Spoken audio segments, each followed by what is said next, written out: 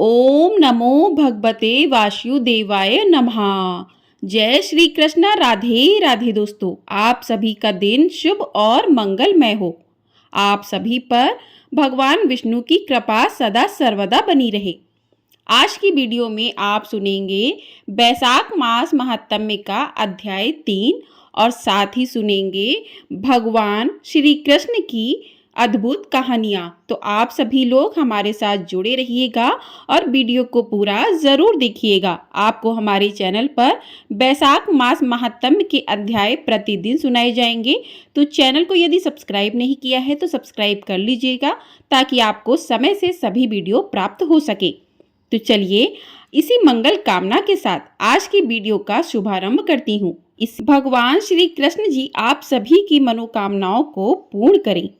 आज के बैसाख मास महात्म्य सुनाने से पहले एक बार फिर से सुनेंगे भगवान के एक भक्त की कहानी। कई बार ऐसा होता है कि जो लोग भगवान की सुबह और शाम सेवा करते हैं, मंदिर में पूजा पाठ करते हैं, साफ सफाई करते हैं, मंदिर से जुड़े या भगवान से जुड़े सारे काम करते हैं, तो वे अपने आप को ही भगवान का सबसे बड़ा और सच्चा भक्त समझने लगते हैं। लेकिन यह सारे काम करते करते अगर भगवान के प्रति श्रद्धा या भक्ति ही नहीं है तो फिर यह सारे काम किसी भी पुण्य में नहीं गिने जाते। ऐसे ही आज एक भक्त की कहानी है, भगवान के सच्चे भक्त की, जिसके मन में भगवान के प्रति अविचल और सच्ची भक्ति थी। तो प्रिय श्रोताओं, अब हम एक बहुत ही अद्भुत कहानी का रसपान करेंगे। एक गांव में एक निर्धन जुल्हा दंपत्ति रहता था। जुल्हा एक का नाम था माधव और उसकी पत्नी का नाम था कांता। वे दोनों बहुत परिश्रमी थे, सारा दिन काम करते, सुंदर सुंदर कपड़े बनाते, किंतु उनके बने कपड़ों की उनको अच्छी कीमत नहीं मिल पाती थी। फिर भी जो मिलता वे उसी में संतुष्ट रहते और एक टूटी फूटी झोपड़ी में रहकर अपना जीवन व्यतीत कर रहे थे। वे बहुत संतोषी स्वभाव के थे। वह दोनों भगवान श्री कृष्ण के अनन्य भक्त थे। दिन भर के परिश्रम के बाद जो भी समय मिलता उसे वे दोनों भगवान के भजन कीर्तन में बिता देते। माधव के पास एक तानपुरा और एक खड़ताल थी। जब वह दोनों मिलकर भजन गाते तो माधव तानपुरा बजाता और उसकी पत्नी खड़ताल। फिर तो दोनों भगवान के भजन में ऐसे डूब जाते कि उनको अपनी भूख प्यास की चिंता भी नहीं रहती। उन्होंने अपनी दीनहीन अवस्था के लिए कभी भगवान को कोई उल्हाना नहीं दिया और अपने इसी जीवन में प्रसन्न थे। लेकिन एक दुख उनको सदा सताता रहा कि उनके कोई संतान नहीं थी। इसको लेकर वे सदा चिंतित रहा करते थे। चिंता तो थी, फिर भी दोनों सदा भगवान की भक्ति में मगन रहते। इसको भी उन्होंने भगवान की लीला समझकर स्वीकार कर लिया और निष्काम भाव से भगवान श्री कृष्ण की भक्ति में लीन रहे। जब उनकी आयु अधिक होने लगी तो एक दिन माधव ने सुंदर से कहा कि हमारी कोई संतान नहीं है। कहते हैं कि संतान के बिना मुक्ति प्राप्त नहीं होती। अब हमारी आयु भी अधिक हो चली है, ना जाने कब बुलावा आ जाए। मरने के बाद हमारी चिता को अग्नि कौन देगा? कौन हमारे लिए तड़पर आदि कार्य करेगा? कैसे हमारी मुक्ति होगी? माधव बोला, तू क्यों चिंता करती है? ठाकुर जी है ना, वही सब देखेंगे। माधव ने यह बात कह तो दी, किंतु वह भी चिंता में डूब गया। तभी उसके मन में एक विचार आया कि वह नगर में गया और श्री कृष्ण के बाल रूप की एक मूर्ति ले आया। घर आकर बोला, अब तुझे चिंता करने की कोई आवश्यकता ही नहीं है। मैं यह बाल गोपाल लेकर आया हूँ, अब से यही हमारे पुत्र हैं। माधव बोला, अगर हम संतानहीन हैं तो यह भी इन्हीं की इच्छा है। हम इनको ही अपने पुत्र के समान प्रेम करेंगे, यही हमारे पुत्र का दायित्व पूर्ण करेंगे। माधव की यह बात सुनकर कांता अत्यंत प्रसन्न हुई।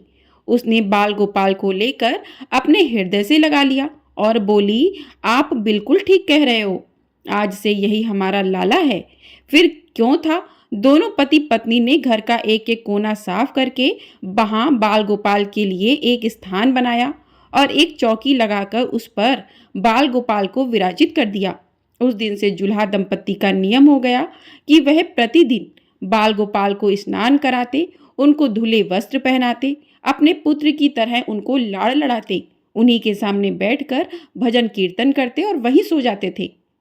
वो दोनों अपने हाथों से बाल गोपाल के लिए सुंदर वस्त्र बनाकर उनको पहनाते, उन्हें खाना खिलाते, उनको झूला झुलाते और रात को उनको सुलाकर ही स्वयं सोते थे।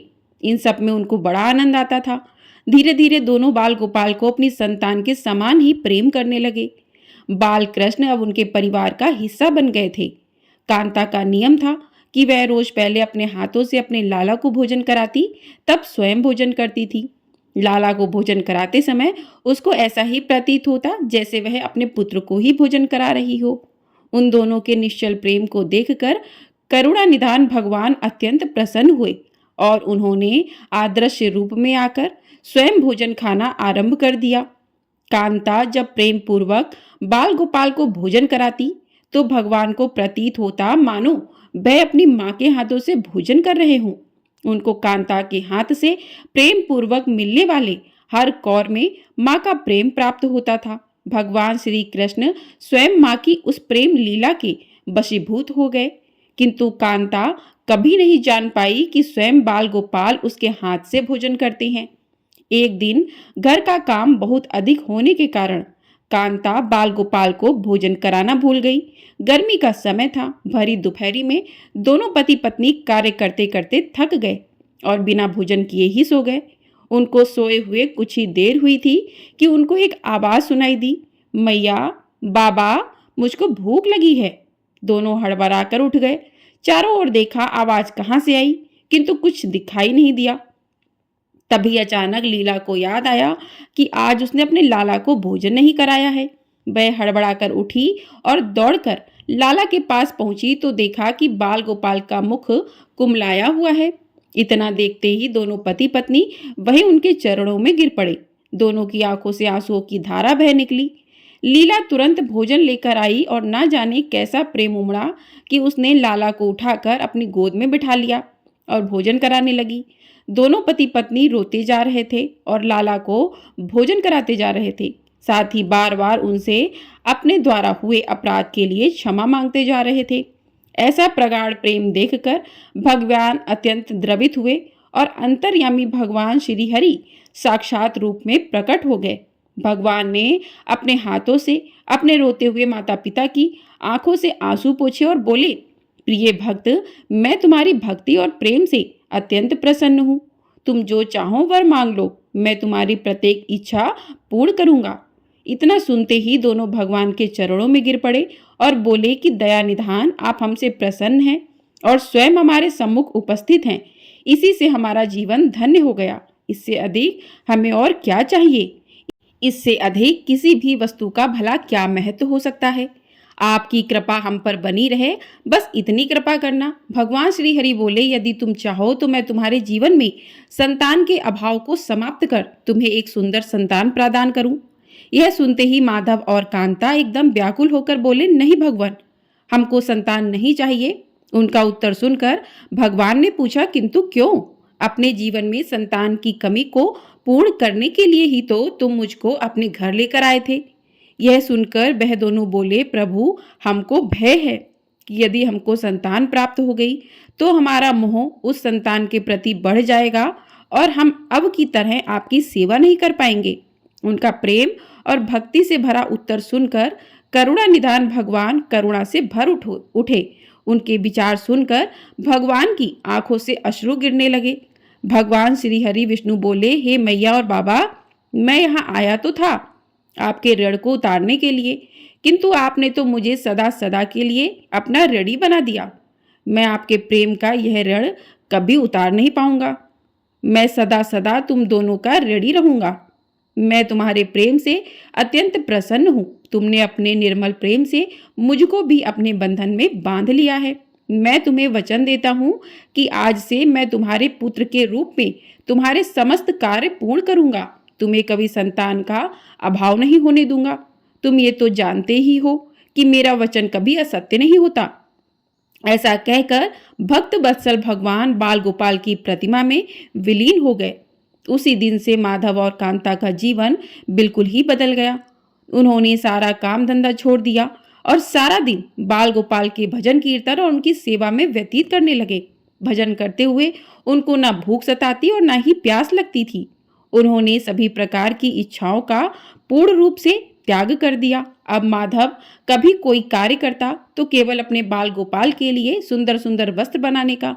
उनके सामने जब भी कोई परेशानी आती तो बाल गोपाल एक बालक के रूप में उपस्थित हो जाते और उनके समस्त कार्य पूर्ण कर देते। वह दंपति और बालक गांव भर में चर्चा का विषय बन गए, किंतु गांव में कोई भी यह जान नहीं पाया कि वह बालक कौन है, कहां से आता है और कहां चला जाता है। धीरे धीरे समय बीतने लगा। अब जुल्हाय दंपति बूढ़े हो चले थे, किंतु भगवान की कृपा उन पर बनी रही। अब दोनों की आयु पूर्ण होने का समय आ चला था। भगवत प्रेरणा से उनको यह ज्ञात हो गया कि अब उनका समय पूरा होने वाला है। इसी के चलते एक दिन दोनों ने भगवान को पुकारा। ठाकुर जी तुरंत प्रकट हो गए और उनसे उनकी इच्छा जाननी चाहिए। दोनों भक्त दंपति भगवान के चरणों में प्रणाम करके बोले, हे प्रभु, हमने अपने पूरे जीवन में आपसे कभी कुछ नहीं मांगा, किंतु अब जीवन का अंतिम समय आ गया है, इसलिए आपसे कुछ मांगना चाहते हैं। भगवान बोले, निसंकोच होकर अपनी कोई भी इच्छा कहो, मैं वचन देता हूं कि तुम्हारी प्रत्येक इच्छा को पूर्ण करूंगा। तब बाल गोपाल के अगाध प्रेम में डूबे वह वृद्ध दंपति बोले कि हे नाथ, हमने अपने पुत्र के रूप में आपको देखा है, आपने भी पुत्र के समान ही हमारी सेवा की है। अब वह समय आ गया जिसके लिए कोई भी माता पिता पुत्र की कामना करते हैं। हे दीनबंधु, हमारी इच्छा है कि हम दोनों पति पत्नी के प्राण एक साथ निकले। हे दया निधान, जिस प्रकार एक पुत्र अपने माता पिता की अंतिम क्रिया करता है और उनको मुक्ति प्रदान करता है, उसी प्रकार हे परमेश्वर, हमारी अंतिम क्रिया आप अपने हाथों से कर हमें मुक्ति प्रदान करें। श्री कृष्ण ने दोनों को उनकी इच्छा पूर्ण करने का वचन दिया और बाल गोपाल के विग्रह में विलीन हो गए। अंत में वह दिन आ गया जब प्रत्येक जीव को यह शरीर छोड़ना पड़ता है। दोनों वृद्ध दंपति बीमार पड़ गए। उन दोनों की भक्ति की चर्चा गांव भर में थी, इसलिए गांव के लोग उनका हाल जानने के लिए उनकी झोपड़ी के पास आ गए, किंतु उन दोनों का ध्यान तो श्री हरि में रम चुका था। उनको नहीं पता था कि कौन आया कौन नहीं। तभी अचानक एक चमत्कार हुआ। जुल्हाई की झोपड़ी एक तीव्र और अलौकिक प्रकाश से भर उठी। वहां उपस्थित समस्त लोगों की आंखें बंद हो गईं। किसी को कुछ भी दिखाई नहीं पड़ रहा था। कुछ लोग तो झोपड़ी से बाहर आ गए, कुछ वहीं धरती पर बैठ गए। तभी श्री हरि अपने दिव्य चतुर्भुज रूप में प्रकट हुए। उनकी अद्भुत शोभा समस्त सृष्टि को आलोकित करने वाली थी, जो वातावरण में एक दिव्य सुगंध भर गई। वे अपनी मंद मंद मुस्कान से अपने उन भक्त माता पिता की ओर देख रहे थे। उनका यह दिव्य रूप देखकर दोनों वृद्ध अत्यंत आनंदित और मंत्रमुग्ध होते जा रहे थे। अपने दिव्य दर्शनों से दोनों को तृप्त करने के बाद करुणामयी लीलाधारी समस्त सृष्टि के पालन करता श्री हरि वहीं उन दोनों के निकट धरती पर ही उनके सिरहाने बैठ गए। भगवान ने उन दोनों भक्तों का सर अपनी गोद में रख दिया, उनके शीश पर प्रेम पूर्वक अपना हाथ रखा। तत्पश्चात अपने हाथों से उनके नेत्र बंद कर दिए। इतना करते ही तत्काल दोनों के प्राण निकलकर श्री हरि में विलीन हो गए। पंचभूतों से बना शरीर पंचभूतों में विलीन हो गया। कुछ समय बाद जब वह दिव्य प्रकाश का लोप हुआ तो सभी उपस्थित ग्रामीणों ने देखा कि वहां ना तो माधव था और ना ही कांता थी और ना ही बाल गोपाल।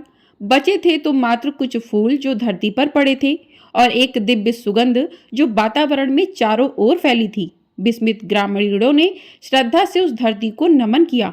उन पुष्पों को उठाकर ग्रामवासियों ने शीश से लगाया तथा माधव और कांता की भक्ति और गोविंद के नाम का गुणगान करते हुए चल दिए। उन पुष्पों को श्री गंगा जी में विसर्जित करने के लिए सच्चा भक्त वह है जो एक क्षण के लिए भी भक्ति से विमुख नहीं होता, अर्थात जिसका चित्त ईश्वर में अखंड बना रहता है, वही सच्चा भक्त कहलाता है। सरल शब्दों में कहें तो भक्ति के अंतिम चरण का अनुभव करने वाले को ही भक्त कहते हैं। तो एक बार प्रेम से बोलिए भगवान विष्णु की जय। प्रेम से बोलिए बाल गोपाल की जय। तो इस प्रकार से श्री कृष्ण के भक्त की कहानी पूर्ण हुई। अब सुनते हैं वैशाख मास महात्म्य का आज का अध्याय। तो प्रिय श्रोताओं, आज की कथा में वर्णन किया गया है महर्षि वशिष्ठ जी के उपदेश से राजा कीर्तिमान का। अपने राज्य में बैसाख मास के धर्म का पालन कराना और यमराज का ब्रह्मा जी से राजा के लिए शिकायत करने का। मिथिलापति ने पूछा, हे ब्राह्मण, जब बैसाख मास के धर्म अतिशय सुलभ, पुण्य, राशि प्रदान करने वाले, भगवान विष्णु के लिए प्रीति का, चारों पुरुषार्थ की तत्काल सिद्धि करने वाले, सनातन और बितोक्त हैं, तब संसार में उनकी प्रसिद्धि कैसे नहीं हुई? श्रुतदेव जी ने कहा, राजन, इस पृथ्वी पर लौकिक कामना रखने वाले को ही मनुष्य अधिक हैं। उनमें से कुछ राजस और कुछ तामस हैं। वे लोग इस संसार के भोगों और पुत्र पौत्र आदि सुख संपदाओं को ही इच्छा रखते हैं। कहीं कहीं किसी प्रकार, कभी बड़ी कठिनाई से कोई एक मनुष्य ऐसा मिलता है जो स्वर्ग लोक के लिए प्रयास करता है और इसलिए वह यज्ञ आदि पुण्य कर्मों का अनुष्ठान बड़े प्रयत्न पूर्वक करता है, परंतु मोक्ष की उपासना प्रायः कोई नहीं करता। तुच्छ आशाएं लेकर बहुत से कर्मों का आयोजन करने वाले लोग प्रायः काम्य कर्मों के ही उपासक हैं। यही कारण है कि संसार में राजस और तामस धर्म अधिक विख्यात हो गए, किंतु सात्विक धर्मों की प्रसिद्धि नहीं हुई। यह सात्विक धर्म भगवान विष्णु को प्रसन्न करने वाले हैं तथा निष्काम भाव से किए जाते हैं और इस लोक तथा परलोक में सुख प्रदान करते हैं। देव माया से मोहित होने के कारण मूढ़ मनुष्य इन धर्मों को जानते ही नहीं। पूर्व काल की बात है, काशीपुरी में कीर्तिमान नाम से विख्यात एक चक्रवर्ती राजा थे। वे इवाक वंश के भूषण और महाराज नरंग के पुत्र थे। संसार में उनका बड़ा यश था। वे अपनी इंद्रियों पर और क्रोध पर विजय प्राप्त कर चुके थे। ब्राह्मणों के प्रति उनके मन में बड़ी भक्ति और श्रद्धा थी। राजाओं में उनका स्थान बहुत ऊंचा था और एक दिन वे मृगया में आसक्त होकर महर्षि वशिष्ठ जी के आश्रम पर आए। बैसाख मास की चिलचिलाती हुई धूप में यात्रा करते हुए राजा ने मार्ग में देखा कि महात्मा वशिष्ठ जी के शिष्य जगह जगह अनेक प्रकार के कार्यों में विशेष तत्परता के साथ संलग्न थे। वे कहीं पर प्याऊ बनवाते थे तो कहीं पर छाया मंडप बनवाते थे। किनारों पर झरनों के जल को रोककर स्वच्छ बावली बनाते थे। कहीं वृक्षों के नीचे बैठे हुए लोगों को वे पंखा ढुलाने थे। कहीं ऊख देते तो कहीं सुगंधित पदार्थ भेंट करते और कहीं फल देते थे। दोपहरी में लोगों को छाता देते और संध्या के समय शरबत।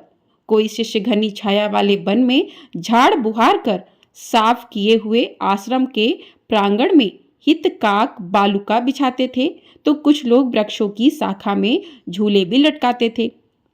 उन्हें देखकर राजा ने पूछा कि आप लोग कौन हैं? तब उन्होंने उत्तर दिया कि महाराज, हम लोग महर्षि वशिष्ठ जी के शिष्य हैं। राजा ने पूछा, यह सब क्या हो रहा है?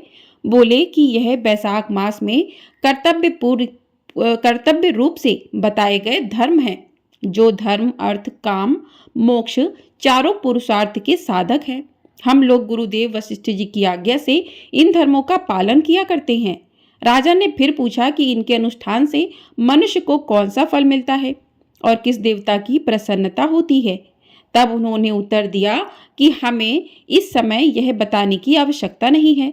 आप हमारे गुरुजी से ही पूछ लीजिए।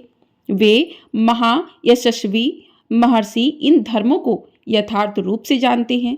शिष्यों से ऐसा उत्तर पाकर राजा शीघ्र ही महर्षि वशिष्ठ जी के पवित्र आश्रम पर गए, जो विद्या और योग शक्ति से संपन्न था। वहां जाकर राजा को आते देखकर महर्षि वशिष्ठ मन ही मन बड़े प्रसन्न हुए और उन्होंने सेवकों सहित महात्मा राजा का विधि पूर्वक आतिथ्य सत्कार किया। जब वे आराम से बैठ गए तब गुरु वशिष्ठ ने प्रसन्नता पूर्वक राजा से कहा कि भगवान, मैंने मार्ग में आपके शिष्यों द्वारा परम आश्चर्यमय शुभ कर्मों को होते देखा है, किंतु उनके संबंध में जब मैंने उनसे प्रश्न किया तब उन्होंने कोई भी दूसरी बात न बताकर सीधे आपके पास जाने की आज्ञा दे दी। उनकी आज्ञा के अनुसार ही मैं इस समय आपके पास आया हूँ। मेरे मन में उन धर्मों को सुनने की बड़ी इच्छा है, हे मुनिवर, इसलिए आप मुझसे उनका वर्णन कीजिए। तब महायशस्वी वशिष्ठ जी ने प्रसन्नता पूर्वक कहा कि राजन, तुम्हारी बुद्धि को उत्तम शिक्षा मिली है, इसलिए उसने यह उत्तम निश्चय किया है। भगवान विष्णु की कथा के श्रवण और भगवत धर्मों के अनुष्ठान में जो तुम्हारी बुद्धि की आध्यात्मिक प्रवृत्ति हुई है, यह तुम्हारे किसी पुण्य का फल है, जिसने बैसाख मास में बताए हुए महाधर्मों के द्वारा भगवान विष्णु की आराधना की है, उसके उन धर्मों से भगवान बहुत संतुष्ट होते हैं और उसे मनोवांछित वस्तु प्रदान करते हैं। सभी जगत के स्वामी भगवान लक्ष्मीपति समस्त पाप राशि का नाशक करने वाले हैं। वे सूक्ष्म धर्मों से प्रसन्न होते हैं, केवल परिश्रम और धन से नहीं। भगवान विष्णु भक्ति से पूजित होने पर अविष्ट वस्तु प्रदान करते हैं, इसलिए सदा भगवान विष्णु की भक्ति करना चाहिए। जगदीश्वर श्री हरि जल से भी पूजा करने पर अशेष क्लेश का नाश कर देते हैं और शीघ्र प्रसन्न हो जाते हैं। वैशाख मास में बताए हुए यह धर्म थोड़े से परिश्रम द्वारा साध्य होने पर भी भगवान विष्णु के लिए प्रीति और शुभ होने के कारण अधिक व्यय से सिद्ध होने वाले बड़े बड़े यज्ञ आदि कर्मों का भी तिरस्कार करने वाले हैं। इसलिए हे राजन, तुम भी वैशाख मास में बताए हुए धर्मों का पालन करो और तुम्हारे राज्य में निवास करने वाले अन्य सभी लोगों से भी उन कल्याणकारी धर्मों का पालन करवाओ। उन सब धर्मों को सुनकर राजा ने गुरु का भक्ति भाव से पूजन किया और घर आकर वे सब धर्मों का विधि पूर्वक पालन करने लगे। देवादिदेव भगवान विष्णु में भक्ति रखते हुए राजा कीर्तिमान देवेश्वर पद नाम के अलावा और किसी देवता को नहीं देखते थे।